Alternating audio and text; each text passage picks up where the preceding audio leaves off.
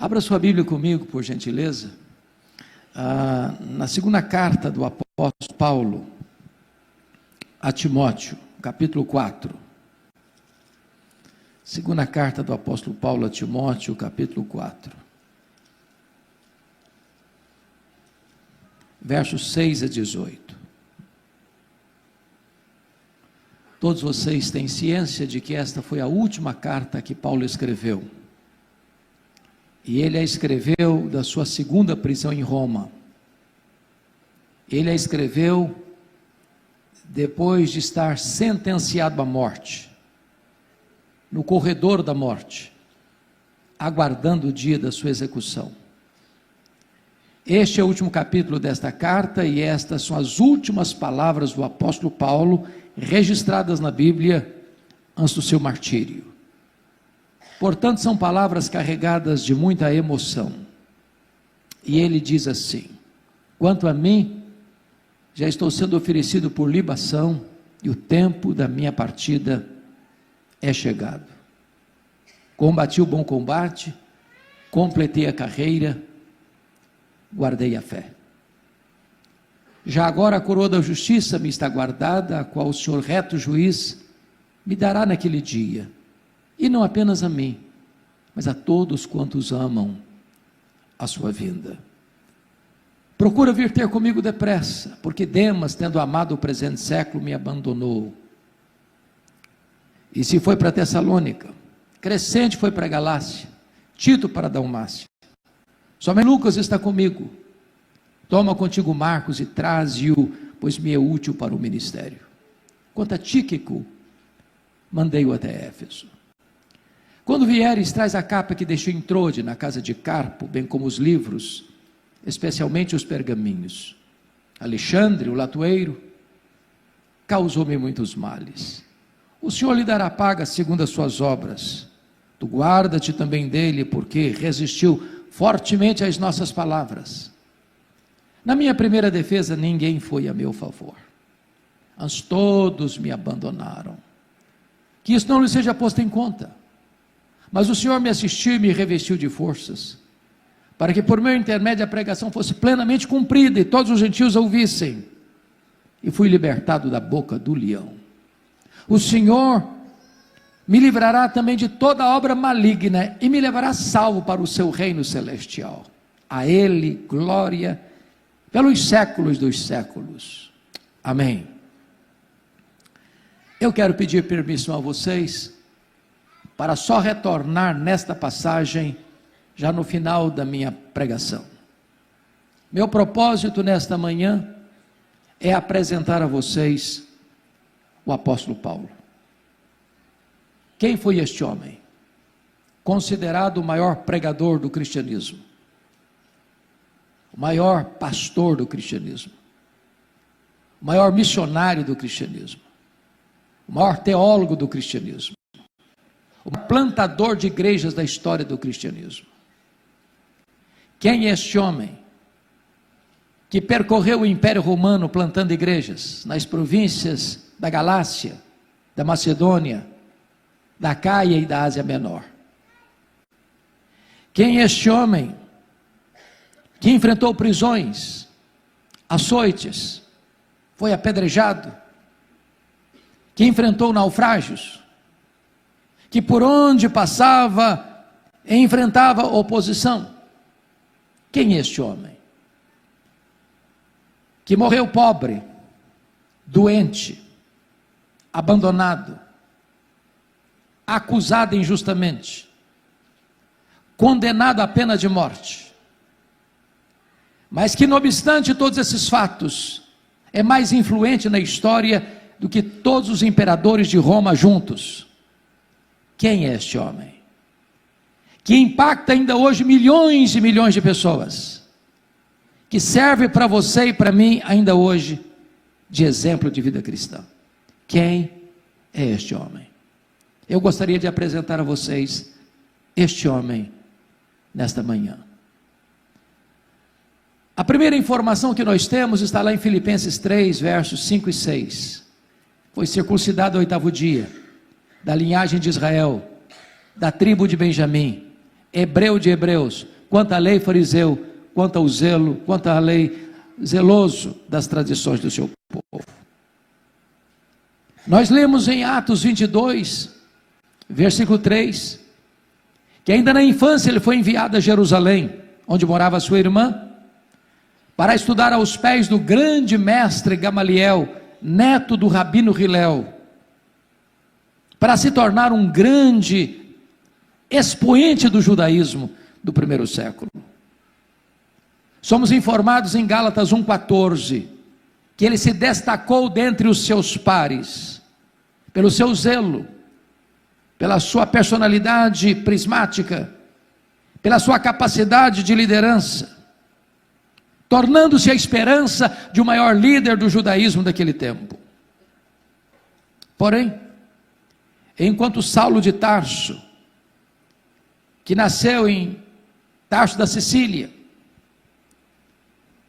portanto cidadão romano por direito de nascimento, crescia e se fortalecia em Jerusalém, aos pés do grande mestre Gamaliel, um outro rabino também crescia em Nazaré, não perlustrando os bancos de uma universidade, não assentado aos pés de um grande mestre humano, mas trabalhando na urdidura da luta de uma carpintaria, com as mãos calejadas.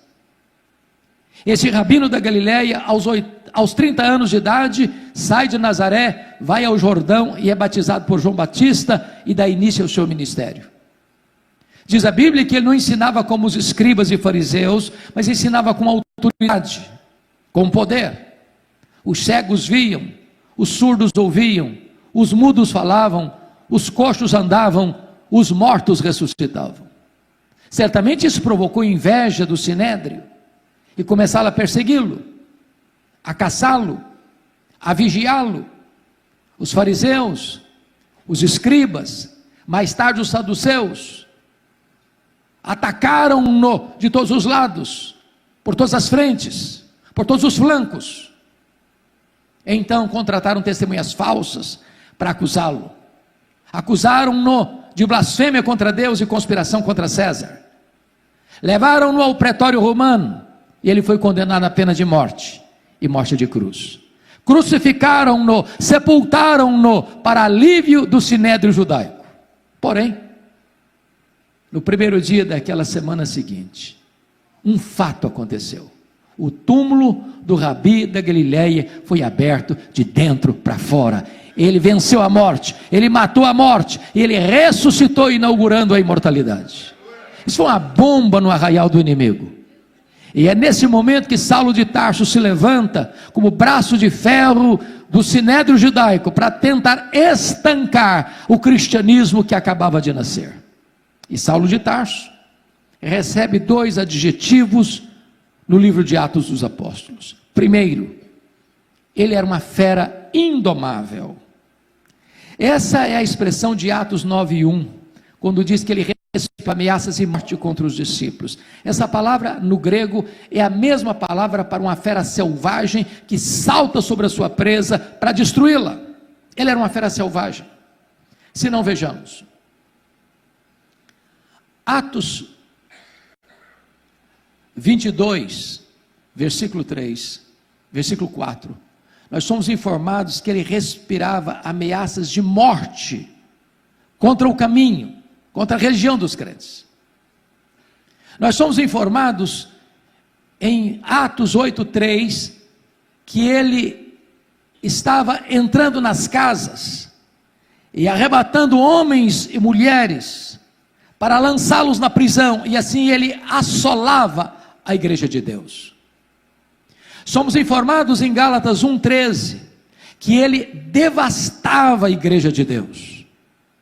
Mas somos informados em Atos 9, versículo 21, que ele exterminava os discípulos na cidade de Jerusalém. E você sabe que exterminar não é prender, não é bater. Exterminar é matar. Saulo era um assassino. Saulo era uma fera selvagem. Fica isso mais claro ainda quando você lê em Atos 26, versículo 9, quando diz que ele entendia que devia fazer muitas coisas contra o nome de Jesus. Ele não só perseguia os cristãos, ele não só perseguia a religião dos cristãos, ele perseguia o próprio Deus dos cristãos, ele perseguia Jesus. Mas Atos 26:10 diz que ele encerrou muitos dos santos em prisões, e contra esses muitos dava o seu voto quando os matavam. Em outras palavras, ele mandou matar muita gente em Jerusalém. Não apenas Estevão, mas muitos discípulos. Diríamos nós hoje que ele era um serial killer. Ele era uma fera selvagem. Atos 26:11 diz que por todas as sinagogas ele perseguiu os cristãos, forçando-os a blasfemar, e até por outras cidades estranhas ele perseguiu os cristãos. Em outras palavras, ele não perseguia apenas fisicamente, ele perseguia também psicologicamente. Ele entrava numa sinagoga e dizia assim: ou você nega Jesus ou eu te prendo, ou você nega Jesus ou eu te mato. E então ele maltratava e açoitava os discípulos do Senhor Jesus. Ele era uma fera selvagem. Mas o livro de Atos traça um outro retrato desse homem. Ele era um touro indomável. Está lá em Atos 26:14. Quando o próprio Senhor Jesus se dirige a ele dizendo: Saulo, Saulo, por que me persegues? Dura coisa te é recalcitrares contra os aguilhões. Acho que todos vocês sabem que o aguilhão é um instrumento usado no meio rural para se amansar um boi ou um touro bravo. É muito curioso pensar nisso, porque às vezes nós imaginamos que o Espírito Santo só começou a trabalhar na vida de Saulo lá no caminho de Damasco. Isso não é um fato. Toda vez que Saulo entrava numa casa e arrancava homens e mulheres para lançá-los na cadeia, toda vez que Saulo entrava numa sinagoga e ameaçava os crentes: ou você nega Jesus, eu te prendo, eu te mato, e esse crente preferia morrer do que negar a sua fé, era o Espírito Santo picando a consciência desse homem, era o Espírito Santo ferroando esse touro bravo. Mas esse touro bravo não quer ser amansado, ele está resistindo aos aguilhões, até o dia que o domador de touro bravos, no caminho de Damasco, jogou esse touro bravo no chão e gritou desde as alturas: Saulo, Saulo, por que me persegues? Dura coisa te é recalcitrares contra os aguilhões. O touro bravo está caído, o touro bravo está vencido, o maior perseguidor do cristianismo está convertido. Deus muda a história dele. Fecha-se esse capítulo, abre-se um novo capítulo na história de Saulo, a sua preparação para o ministério. Porque diz a Bíblia que ele fica cego, e ele é levado dali para a cidade de Damasco, na rua direita, na casa de Judas. E o próprio Deus, além de transformá-lo, agora diz para Ananias em Atos 9:13: vai lá na rua direita, na casa de Judas, e impõe as mãos sobre Saulo, para que ele seja curado. E Ananias retruca: não, senhor, esse homem é um perigo, esse homem é uma tragédia, esse homem é fera, esse homem é um touro bravo, esse homem tem causado muitos males aos teus servos em Jerusalém. E Deus diz: vai, porque ele é para mim um vaso escolhido, e eu enviarei para longe aos gentios, e eu lhe mostrarei o quanto importa sofrer pelo meu nome. Ananias vai e impõe as mãos sobre ele, ele é curado da cegueira. Então diz a Bíblia que ele é revestido com o poder do Espírito Santo, e ele é batizado. Agora abra a Bíblia comigo em Atos 9:20, por gentileza. Porque logo depois que ele foi curado, e ele foi revestido com o Espírito Santo, e ele foi batizado, Atos 9:20 diz que ele começa então a pregar nas sinagogas em Damasco, afirmando que Jesus é o Filho de Deus. Agora, por favor, confira comigo Atos 9:22. Está escrito: Saulo mais e mais se fortalecia, confundindo os judeus, demonstrando que Jesus é o Cristo. E aí eu pergunto a vocês: há alguma diferença entre o que ele fez no verso 20 para o que ele fez no verso 22? No verso 20 ele afirma que Jesus é o Filho de Deus, mas no verso 22 ele demonstra que Jesus é o Messias, que Jesus é o Cristo. Há uma profunda diferença. Porque demonstrar é provar uma tese, detalhada e meticulosamente. A grande pergunta no texto é: quanto tempo durou entre o que ele fez no verso 20 para o que ele fez no verso 22? Atos não responde essa pergunta. Mas a resposta está em Gálatas capítulo 1, versos 14 a 18. Logo que ele foi convertido aqui no caminho de Damasco, diz a Bíblia que ele não subiu para Jerusalém onde estavam os apóstolos, ele foi para a região da Arábia. Ele ficou 3 anos na Arábia. E depois de 3 anos que ele fica na Arábia, Gálatas 1,18 diz que ele volta outra vez para Damasco. E a grande pergunta: o que ele ficou fazendo na Arábia há 3 anos? E a resposta é: um seminário intensivo com o Senhor Jesus. Assim como Jesus investira 3 anos nos apóstolos em Israel, Jesus investe 3 anos em Saulo na Arábia. A teologia que Saulo aprende, não aprende num banco de escola ou numa academia teológica, aprende por revelação direta do Senhor Jesus. Certamente nesses 3 anos, ele releu o Antigo Testamento, página por página, e então ele começa a entender e compreender que aquele Jesus que ele perseguia, era exatamente o Messias, era exatamente o Cristo. Convencido dessa verdade, Gálatas 1,18 diz que ele retorna para Damasco, e aí que se encaixa o verso 22, segundo Ray Stedman. Ele mais e mais se fortalecia, confundindo os judeus, provando, demonstrando que Jesus é o Cristo. O que acontece com ele? Os judeus querem matá-lo. Ele precisa fugir de Damasco, noite, de forma humilhante, dentro de um cesto, muralha abaixo. E para onde ele vai agora? Agora ele vai subir para Jerusalém. Atos 9:26. Ele vai subir para Jerusalém. E agora eu gostaria muito da sua atenção, porque eu quero levantar uma tese aqui. Qual é a tese que eu quero levantar aqui? A tese que eu quero levantar aqui é que quando Saulo sobe para Jerusalém, ele não está governado pela nova aliança. Porque às vezes nós imaginamos que Saulo foi poderosamente usado por Deus desde o dia da sua conversão. Isso não é um fato. O que é a velha aliança? O que é a nova aliança? Na velha aliança, quando Moisés desce com as tábuas da lei do monte, o povo disse assim: tudo que o Senhor falou nós faremos. Eu pergunto a vocês: fizeram? Não, não fizeram. E por que não fizeram? Por falta de sinceridade? Não, por falta de poder. Na velha aliança tudo depende de nós, nada depende de Deus. A nova aliança foi uma doutrina que o próprio Paulo ensinou mais tarde, descrita em 2 Coríntios capítulo 2, a partir do versículo 14. Graças, porém, a Deus, que em Cristo sempre nos conduz em triunfo, e por meio de nós manifesta a fragrância do seu conhecimento, tanto nos que são salvos, como nos que se perdem. Para esse cheiro de morte para morte, para aqueles aroma de vida para vida. Mas quem é suficiente para essas coisas? A pergunta fica no ar, em 2 Coríntios 2,16, sem resposta. Mas a resposta vem no capítulo 3, versículos 4 a 6. A nossa suficiência vem de Deus. Essa é a nova aliança.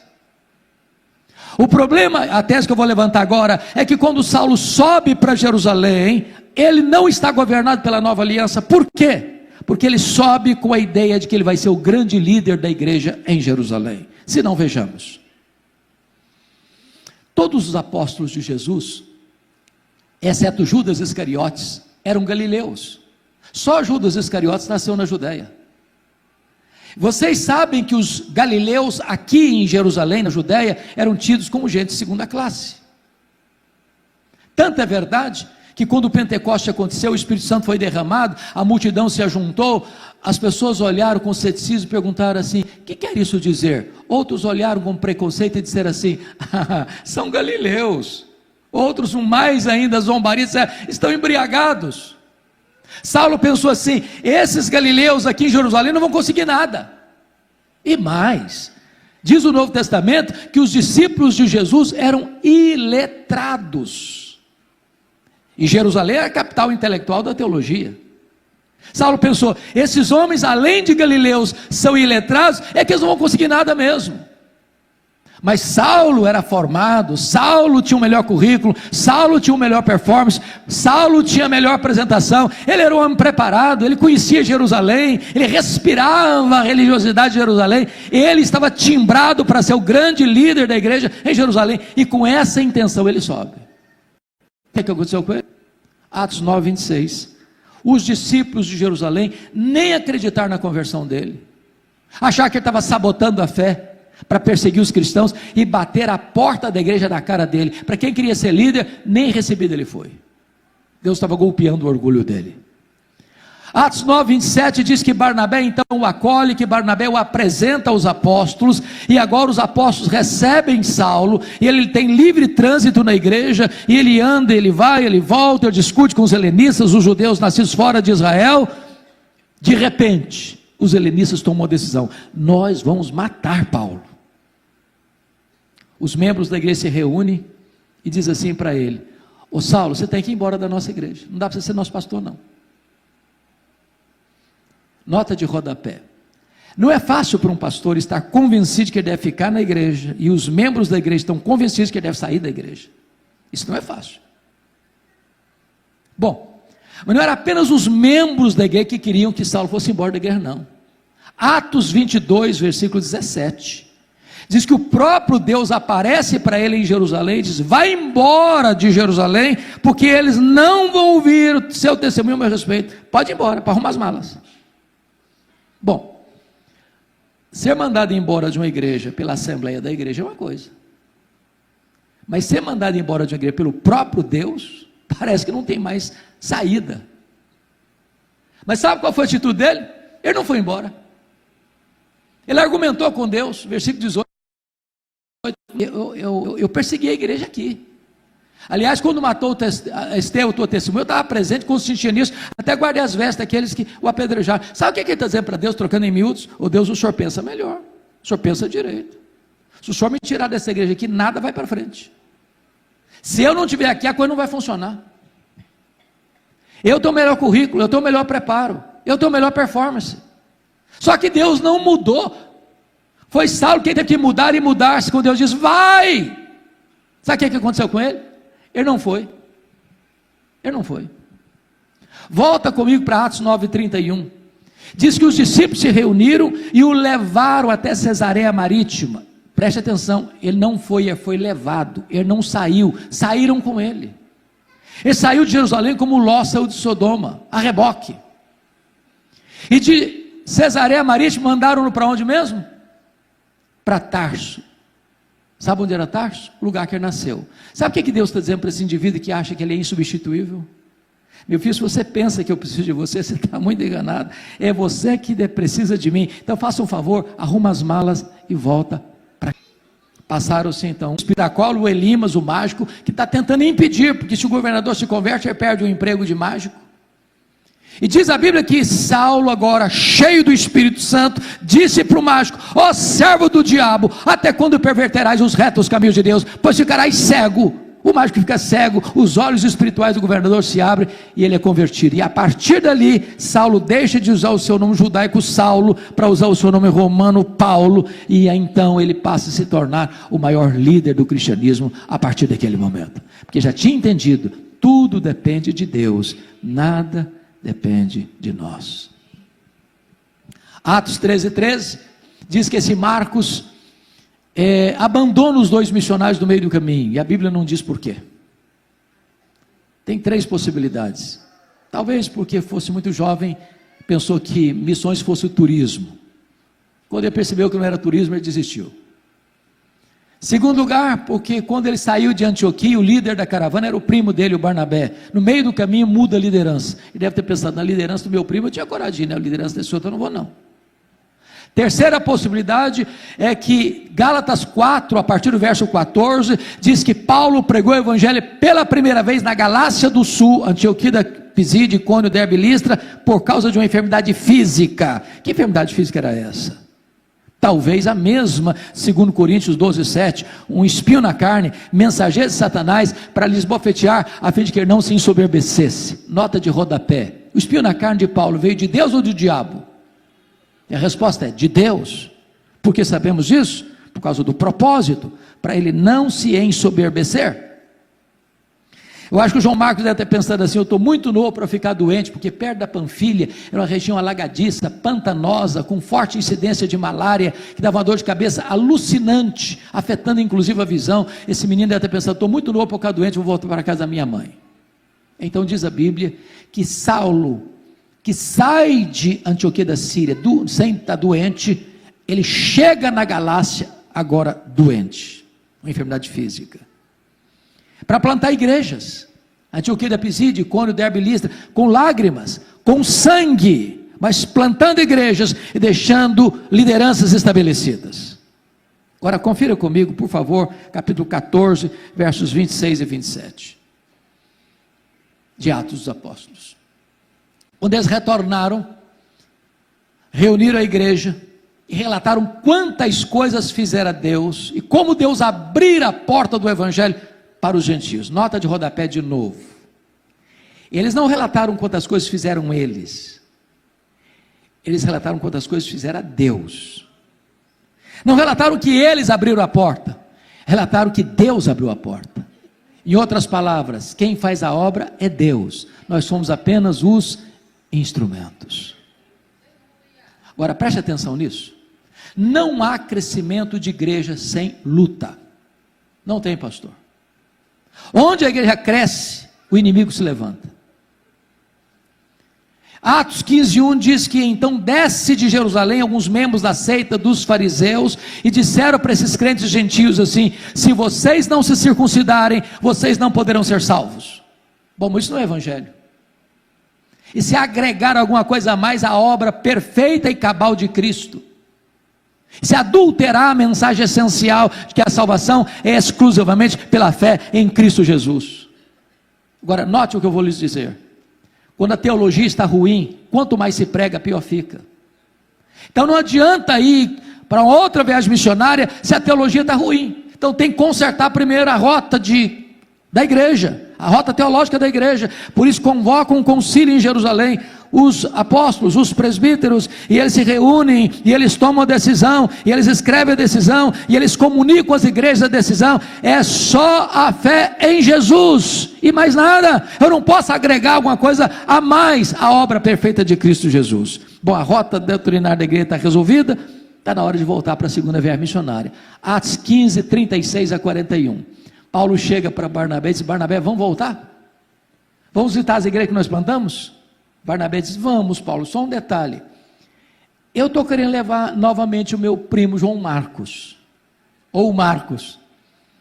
Paulo respondeu assim: eu não acho justo levarmos aquele que nos abandonou desde perto da Panfilha. E diz o texto, que houve tal desavença entre os dois, que eles não puderam caminhar juntos mais. É claro que Lucas registra isso de uma maneira muito polida, mas para dizer que houve tal desavença, o pau quebrou entre eles. O pau quebrou. Ô gente, crente não devia brigar não, sabia? Mas às vezes briga, sabia? Líderes da igreja não deviam brigar, mas às vezes brigam. Agora, o que é maravilhoso é mesmo quando os crentes brigam, o plano de Deus não pode ser frustrado. Porque agora, em vez de duas caravanas missionárias, em vez de uma caravana missionária, tem duas. Porque o Barnabé vai pegar o Marcos, primo dele, e vai lá para Chipre, e Deus abençoou o Marcos. Mais tarde foi discipulado por Pedro, e vai se tornar uma bênção nas mãos de Deus, porque o primeiro evangelho a ser escrito foi o evangelho de Marcos, de onde bebeu Mateus e Lucas. Então Paulo pega Silas e vai para uma outra direção. O livro de Atos acompanha o ministério de Paulo. Ele queria entrar na Ásia, o Espírito de Deus o impediu. Disse: não, vai entrar não. Quem dirige a obra missionária da igreja é o Espírito Santo. Ele é o executivo da igreja. E aí ele escuta de noite, lá entrou de uma voz de um varão macedônio: passa a Macedônia e ajuda-nos. E ele entrou na Macedônia, vai para Filipos, colônia romana. Ali acontece 3 coisas fantásticas. Uma mulher empresária asiática é convertida a Cristo. Uma moça endemoniada é liberta pelo poder do evangelho. E o carcereiro da cidade, que mantinha Paulo preso num tronco, é convertido diante de um terremoto que vem. E a igreja é plantada naquela cidade. Mas antes disso, Paulo e Silas foram presos e açoitados. Mas eles não reclamam. Eles cantam ao Senhor à meia-noite. Dali eles vão para Tessalônica, capital da Macedônia. E eles plantam a igreja modelo lá. E são escorraçados da cidade. E dali eles saem e vão para Bereia, uma igreja faminta da palavra, que consultava as escrituras, e eles são acuados e escorraçados da cidade. E dali ele sai e vai para a capital intelectual do mundo, a cidade de Atenas, de Péricles, de Sócrates, de Platão, de Aristóteles, dos grandes filósofos. E Paulo planta e finca a bandeira do evangelho lá no Areópago. E dali ele sai, vai para Corinto, capital da Acaia, e passa ali 18 meses, 1 ano e 6 meses, plantando uma igreja que vai lhe dar muito trabalho, mas a quem vai amar e deixar a mensagem e o poder do evangelho transformador daquela cidade. Ao fim da segunda viagem missionária, ele vai para a Ásia e fica 3 anos em Éfeso. Éfeso era uma cidade incrível, naquela época com mais de 300 mil habitantes. Era uma grande cidade cosmopolita, ficava lá uma das 7 maravilhas do mundo antigo, o templo da deusa Diana, 4 vezes maior que o Partenon de Atenas.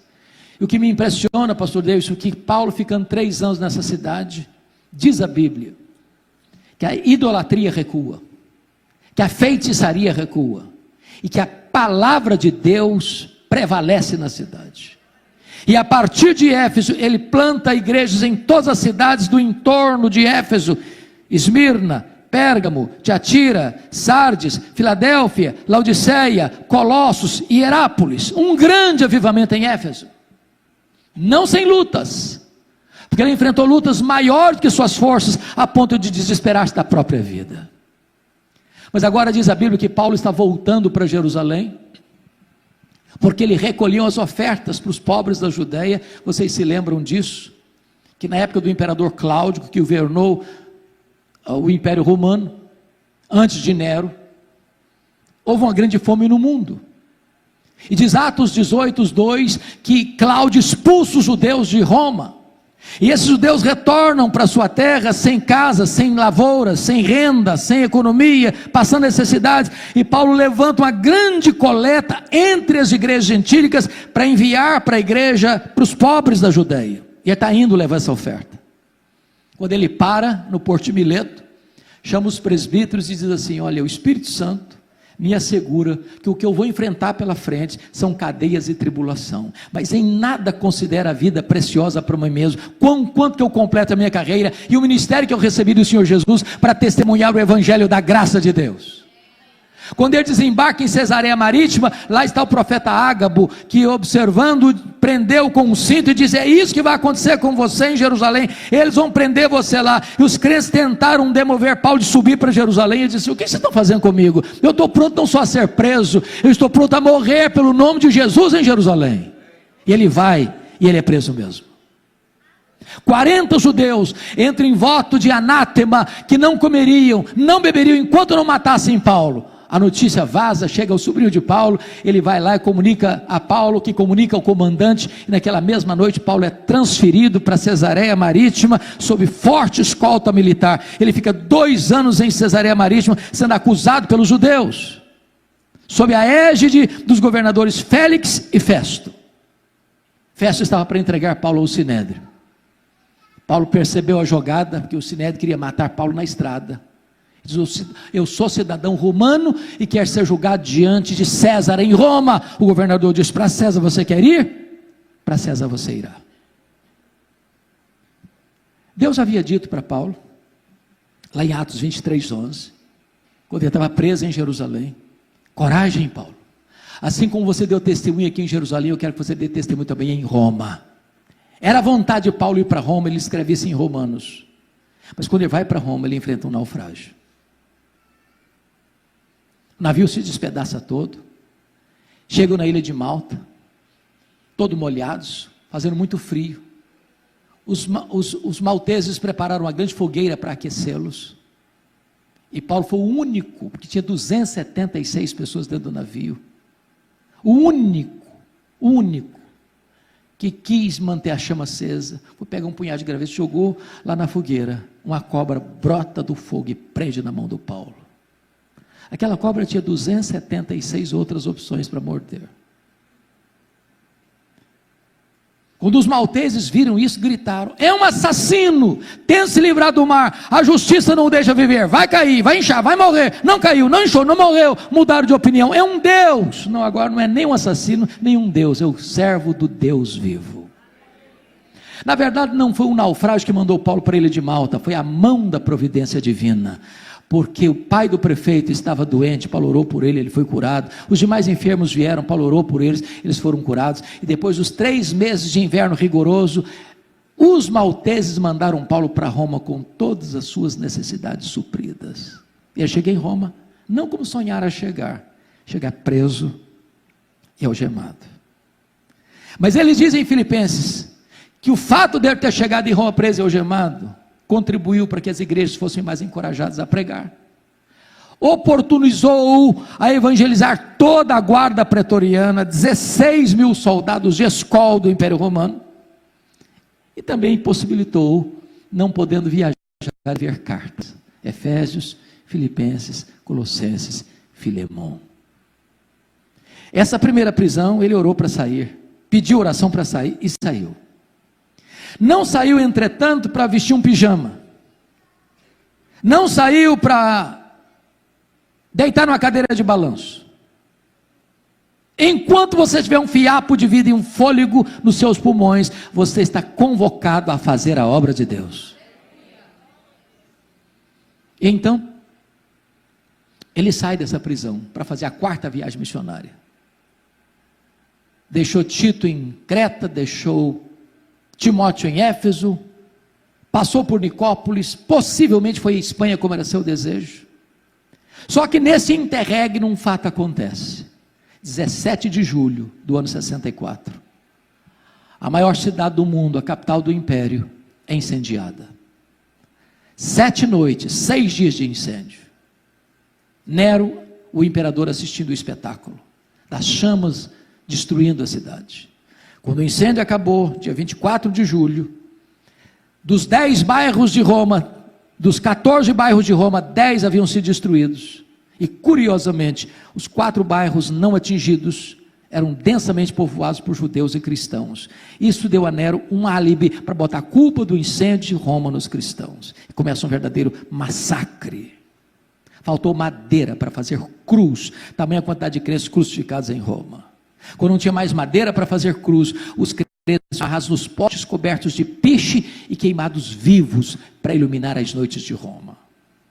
A essas alturas, Paulo era o maior líder do cristianismo no ocidente, e ele começa a ser procurado, caçado, até que botam a mão nele, talvez em Trode, na casa de Carpo. Não deu sequer para pegar seus objetos pessoais, sua capa, seus livros, seus pergaminhos, e agora é levado para Roma, não para uma prisão domiciliar, agora é levado para a masmorra Mamertina, a mais terrível, a mais escura, a mais sombria, a mais insalubre prisão de Roma, de onde os prisioneiros saíam leprosos ou para o martírio. Pois é dessa prisão, já condenado à morte, que ele escreve o texto que lemos. Agora vamos voltar para o texto para encerrar. Como é que esse homem se sente? É o maior líder do cristianismo, está preso, velho, cheio de cicatrizes, doente, abandonado, acusado injustamente, sentenciado à pena de morte, no corredor da morte, aguardando a sua execução. Como é que esse homem se sente? Primeiramente, ele vai fazer uma avaliação da sua vida. Versículo 7, ele avalia o seu passado: combati o bom combate, completei a carreira, guardei a fé. A vida não é amenidade, é uma vida de combate. Ele não largou a obra no meio do caminho, ele completou a carreira. Ele não negociou princípios e valores, ele guardou a fé. No versículo 6, ele faz uma avaliação do seu presente. Já estou sendo oferecido por libação e o tempo da minha partida é chegado. O que ele está dizendo é o seguinte: olha, Roma me considerou o culpado e vai me matar. Mas na verdade sou eu que vou me entregar. Não vou me entregar para Roma, não. Eu vou me entregar para o Senhor, como oferta de libação. E tem outra: eu não vou morrer não, eu vou partir. Porque a palavra partida no grego aí é um eufemismo para a morte. Essa palavra tinha 3 significados no grego. Significava primeiramente tirar o peso das costas de alguém. Morrer para um crente é descansar das suas fadigas. Apocalipse 14:13. Segundo, essa palavra significava desatar um bote para atravessar para o outro lado do rio. Morrer para um crente é fazer a última viagem da vida rumo à pátria celestial. Terceiro, essa palavra significava afrouxar as estacas de uma barraca temporária e partir para sua residência permanente. Morrer para um crente é mudar de endereço, é ir para a casa do Pai. Paulo não está com medo de morrer, porque sabe em quem tem crido e sabe para onde está indo. Mas agora no versículo 8 ele faz uma avaliação do seu futuro, diz: já agora a coroa da justiça me está guardada, a qual o Senhor reto juízo me dará naquele dia, e não apenas a mim, mas a todos quantos amam a sua vida. Sabe o que ele está dizendo? Eu não estou indo para o martírio, não, na verdade o juiz de Roma me considerou culpado, mas isso não me importa, porque o reto juiz, diante de quem todos vão comparecer, já me justificou, não há condenação mais em mim, então eu estou indo receber a coroa da justiça. Agora preste atenção, esse homem não é um super-homem, ele não é um super-crente, ele é um homem que tem sentimentos. O que eu acho impressionante, pastor Brito, é que no final da vida, ele não tem constrangimento de abrir o coração e contar: procura vir ter comigo depressa. A solidão é uma péssima companhia numa hora de dor e de crise. Segundo problema, esse homem enfrenta a dor do abandono. Demas me abandonou. Final da vida, quando ele mais precisava de ajuda. Não é fácil ser abandonado. Terceiro problema que vai lidar: traição. Alexandre o latoeiro causou-me muitos males. Alguém que puxa o tapete, que apunhala pelas costas. É alguém que dá gargalhadas quando você cai e chora quando você se levanta. Mas Alexandre não apenas perseguiu Paulo, perseguiu a mensagem de Paulo. Era um opositor da fé. Mas pior do que tudo para mim, Paulo abre o coração e diz: eu estou enfrentando um problema de ingratidão. Na minha primeira defesa, ninguém foi a meu favor, mas todos me abandonaram. Mas louvado seja Jesus. Nas horas mais difíceis da vida, como Paulo, podemos dizer uma coisa: mas o Senhor me assistiu e me revestiu de forças. Não importa a situação que você esteja vivendo, há de viver, saiba disso: Deus nunca vai abandonar você. Quis a providência de Deus que o último momento na vida do Paulo não fosse registrado na Bíblia. Mas eu vejo essa hora, eu imagino esse momento, quando aquele carcereiro, rude, acostumado com a morte, insensível, recebe na sua mesa um pedaço de papel, de pergaminho, com o nome de um prisioneiro que deveria ser executado naquele dia.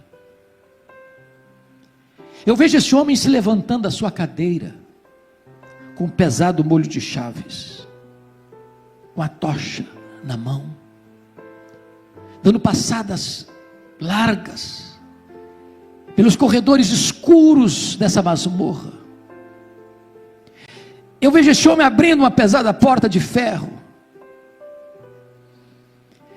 Eu vejo esse homem entrando naquela prisão imunda e suja, gritando: prisioneiro Paulo, prisioneiro Paulo, prisioneiro Paulo. E o velho responde: sou eu estou aqui. Ele é acorrentado, ele é tirado dessa masmorra, ele é levado ao local da execução. Ele era o prisioneiro mais conhecido de Roma, acusado do crime mais grave de Roma, ser o líder dos incendiários de Roma. Eu vejo o carcereiro perguntando para ele: Você quer dizer algumas coisas antes de morrer? E eu vejo Paulo respondendo: sim, eu quero. Talvez o carcereiro pensasse que Paulo fosse expor a sua dor, a sua mágoa, a sua revolta. Mas o velho apóstolo deve ter olhado para cima e dito a ele, ao Senhor Jesus, glória pelos séculos dos séculos. Botou a cabeça no cepo, a espada de Roma tosou-lhe a cabeça, corpo para um lado, cabeça para o outro, tombou na terra como um mártir, foi recebido no céu como um príncipe. Este homem que hoje, segundo domingo de 2025, está dizendo para você e para mim: sede meus imitadores, como eu sou de Cristo. Que o legado deste homem confronte e console o nosso coração neste domingo. Que seja assim.